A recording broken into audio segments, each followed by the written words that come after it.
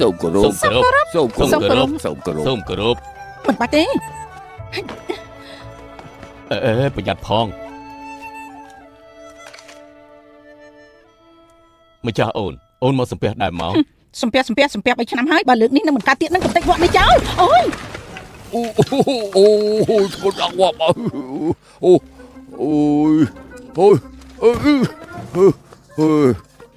ទុំក៏មកពីឡាជាតិគប់ភ្នំជាតិយានឈ្មោះថាថៃជាតិវិនចាំខ្ញុំផងចាំពីពីខាងនោះប្រហែលជាស្ដាយហើយពួកយើងទៅដែរទៅលឿនប្រញាប់ទៅប្រយ័ត្នចូលមិនទាន់គេលឿនឡើងទុំក៏បញ្ជូនពលលោកម្ចាស់លីលោកតបនេះខ្ញុំម្ចាស់សូមជាអ្នកភូផ្គងឲ្យបាត់ទីបៃអូយថ្មីមកទៀតចំណងជើងភ្លេងទេវបុត្រចាក់កំណើតអរគុណទឹកចិត្តរបស់អ្នកទាំងអស់គ្នាសូមស្ងៀមស្ងាត់ដើម្បីរងចាំដំណឹងល្អទាំងអស់គ្នាអូយជើពោះសង្ស្លាប់ទៅហើយតបជឿលេខចិត្ត12ឡើយលោកគ្រូខ្ញុំឮថាលោកគ្រូចូលចិត្តហូបស្រាណាតែនេះជាពេលស្អីទៅហើយតែដល់មានអារម្មណ៍ផឹកស្រាទៀតអញ្ចឹងខ្ញុំទុកនៅត្រង់នេះមិនទំនេរទេយកទៅវិញទៅសរសៃប្រសាទទេអានេះយ៉ាចឹងសុំផឹកតិចហើយទុកចោលដល់ទៅខូចស្រស់ស្រាយណាស់សល់តិចទុកធ្វើអីដាក់មានផ្ដាច់ត្មងទៅ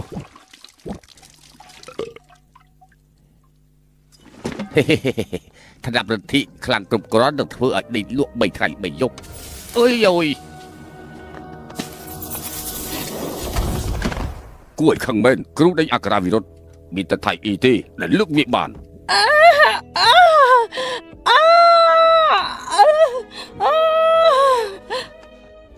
លោកម្ចាស់លោកគ្រូនៅមិនទាន់ដេញអក្ខរាវិរុទ្ធទៀតដែរលោកគ្រូដល់ពេលហើយមែនទី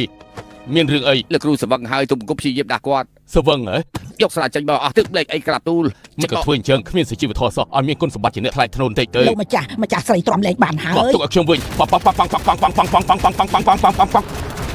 វាយមែនតើហើយបើនេះទុំគប់ដូចជាយកសពអក្រក់លោកគ្រូបញ្ញាបើផ្កាឈូកទៅបើដល់ទុំគប់ទៅបាក់ឲ្យលើនេះ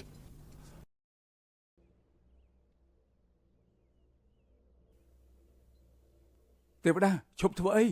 ខ្ញុំភ្លេច password បាត់ហើយដឹង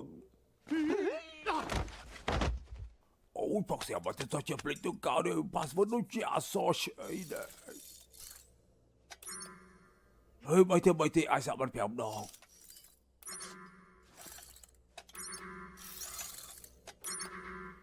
វាមិនដែរឡាហើយបើខុស5ដងយ៉ាងម៉េចទៅទេវតា5ដងការជួបប្លុកចោលដល់10ឆ្នាំទៀតបានឲ្យផសថ្មីទ្រាំលែងបានហើយលើម្ចាស់ស្លាប់ដេញហើយខ្ញុំសាប់ម្ដងទៀតកុំទាន់ខ្ញុំខ្លាចយូរហើយ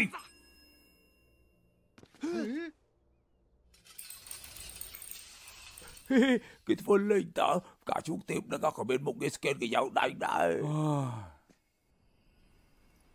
អូយដល់លក់មកឡងបោតើឯងចង់ធ្វើស្អីហ៎យន់យ៉ង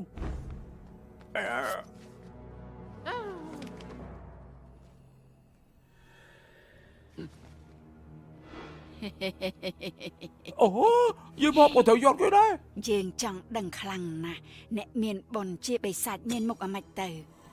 ខំអី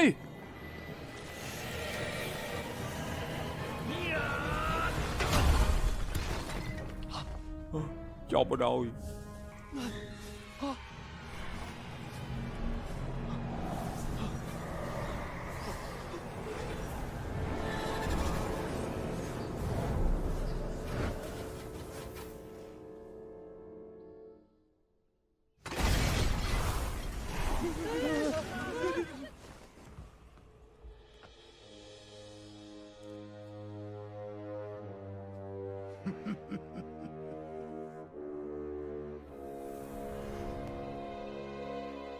លោកម្ចាស់ទៅរកកាត់ហើយ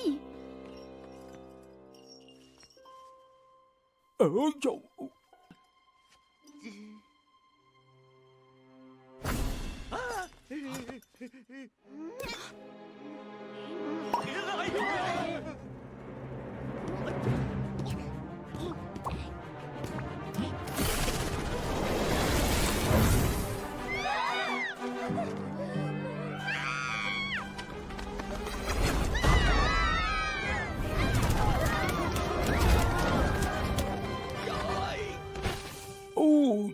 បានស្អាត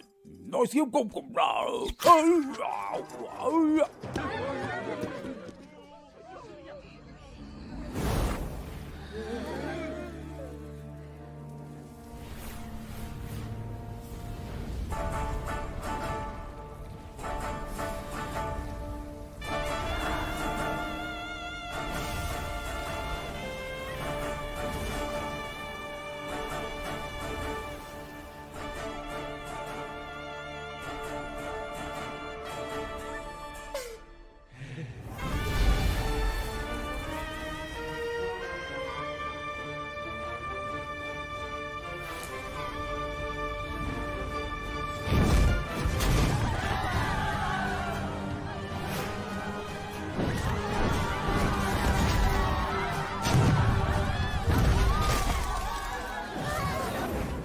ឈប់ភ្លាម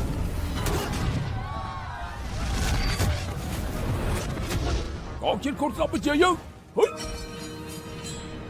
រីបរូបតាមដែលយើងចង់បានតែរកក្មេងនោះភ្លាម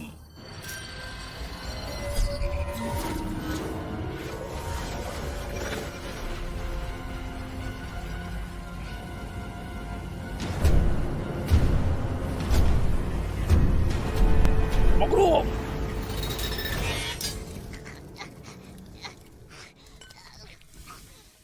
ក្មេងនេះជាបិសាចមិនអាចទុកបានទេឈប់សិនអូយថាបពលបិសាចជ្រើពេញខ្លួនគេឲ្យលោកមកឃើញទេអី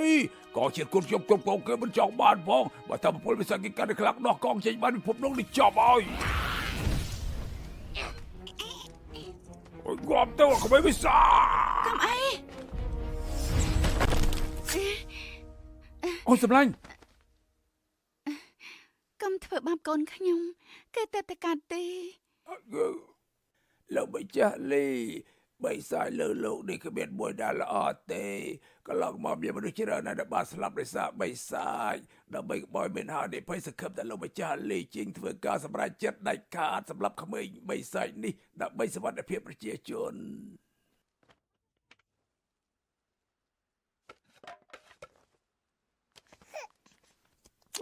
ឃើញអត់ ស្ងៀមតែកូនកុំរពើ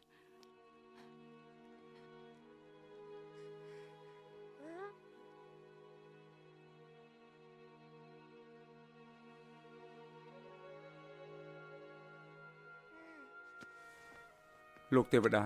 នឹងគ្រប់គ្នាគ្រួសារខ្ញុំសំណាងអាក្រក់ដែលមានកូនប្រុសបែបនេះតែកូនខ្ញុំគ្មានទោសទេគេក៏ជាជនរងគ្រោះដែរគេគ្រាន់តែជាក្មេងដែលមិនដឹងអីតែប៉ុណ្ណោះខ្ញុំនឹងអប់រំគេបានល្អចេះដឹងខុសត្រូវមិនឲ្យគេធ្វើបាបនរណាឡើយបើសិនតែថ្ងៃក្រោយកូនប្រុសខ្ញុំមកកបញ្ហានោះខ្ញុំលីជីងសុំធានានឹងទទួលខុសត្រូវគ្រប់បែបយ៉ាងចំពោះគេហើយទោះបីជាយើងមិនសម្លាប់គេដល់ពេលនេះក៏ដោយក៏គេមិនអាចរស់លើសពី3ឆ្នាំទៀតដែរគេនឹងត្រូវទៅផ្ទះមួយគៀបាញ់ព្រោះគ្រូខ្ញុំបានដំណើរសារលើកគុជធម្មពលបិសាចហើយខ្ញុំមិនអាចដោះបណ្ដាសារនឹងបានទេអញ្ចឹងខ្ញុំនឹងរកដំណោះស្រាយផ្សេងកុំរំអូនសម្លាញ់បើមិនឲ្យកូនយើងមានរឿងអីទេ